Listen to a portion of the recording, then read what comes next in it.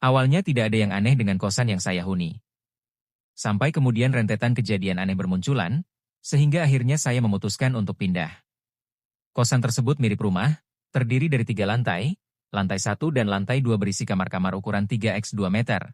Lantai 3 merupakan loteng digunakan untuk menjemur pakaian. Kamar mandinya untuk lantai 1 ada 4, tetapi hanya 3 yang berfungsi. Lantai 2 juga ada 4, tetapi berfungsi semua. Awal mula masuk kosan. Rencananya saya akan tinggal di sekretariat organisasi mahasiswa primordial. Itu sebabnya sebagai mahasiswa baru saya tidak terlalu pusing mau tinggal di mana.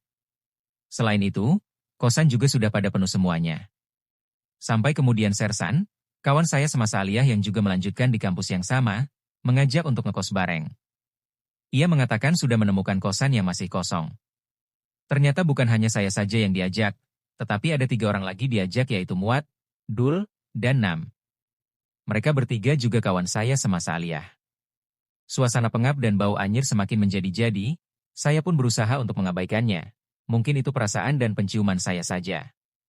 Sampai kemudian ketika saya hendak tidur, di atas lemari duduk sosok wanita, rambutnya terurai panjang, berbaju putih. Saya pun mengabaikannya dan memutuskan untuk tidur saja. Saya sendiri sering menemukan beberapa helai rambut panjang. Setelah saya telisik itu bukan rambut saya. Saat itu rambut saya memang gondrong. Kemudian 2 kali saya menemukan kelabang di kamar kosan tersebut, selain di kamar kosan juga 4 kali di kamar mandi. Ukuran kelabang tersebut kecil, sebab takut masuk kuping, maka saya injak menggunakan sandal. Untuk yang satu ini saya berpikir positif, mungkin karena faktor kelembaban ruangan, membuat hewan semacam itu betah. Belakang kamar kosan tersebut kan gang, tetapi buntu. Setelah kejadian Kunti di atas lemari, setiap jam 2 dini hari dari gang tersebut terdapat suara gemerisik besi. Awalnya saya mengabaikannya, tetapi malah setiap hari makin kencang. Pagi harinya saya tengok gang buntu tersebut, ternyata persis menempel dinding kamar kosan saya terdapat keranda besi. Keranda tersebut ternyata milik masjid yang tidak jauh dari kosan. Keesokan harinya dari speaker masjid, terdengar pengumuman ada warga yang meninggal, keranda pun dikeluarkan dari gang. Ketika keranda tersebut dikembalikan ke tempat semula, suara berisik kembali terdengar lagi. Ingatan saya melayang pada keranda di desa saya. Dulu keranda di desa saya ketika ada yang meninggal akan memberikan pertanda berupa suara berisik pada hari dan jam tertentu. Suara berisik keranda tersebut berhenti, tatkala diganti dengan yang baru. Terbanting. Kosan tersebut pada akhirnya jarang saya tempati. Saya pun jadi sering pulang ke kontrakan paman di Tanjung Priok atau bapak di Kemayoran. Sampai kemudian pada suatu sore sehabis dari kampus, saya masuk kamar, tiba-tiba saya terbanting, tangan saya dipelintir ke belakang. Kemudian saya mengatakan, sambil menahan rasa sakit, alam kita itu berbeda, kok malah mengganggu.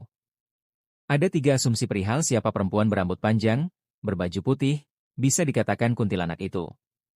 Asumsi pertama, kuntilanak tersebut benar-benar entitas makhluk halus dari sebuah tempat.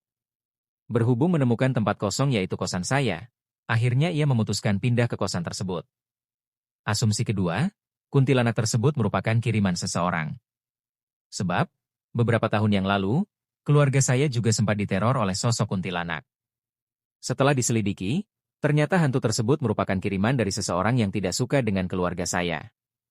Asumsi ketiga, kuntilanak tersebut merupakan sosok Korin, di mana semasa hidupnya pernah singgah di kosan yang saya tempati tersebut.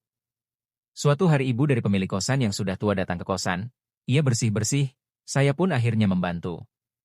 Ia mengeluhkan perihal anaknya yang tidak mampu merawat dengan baik kosan yang diwariskan olehnya. Ibu pemilik kosan tersebut bercerita, bahwa dulu ia bekerja di Kementerian Ketenagakerjaan. Tempat tersebut kemudian dibeli oleh dirinya.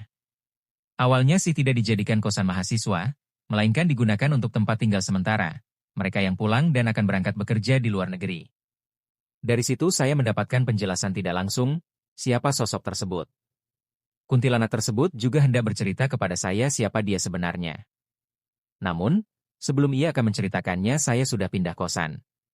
Lagian juga saya malas juga sih, sebab pasti mintanya macam-macam, minta diantarkan pulanglah, kan seram ya.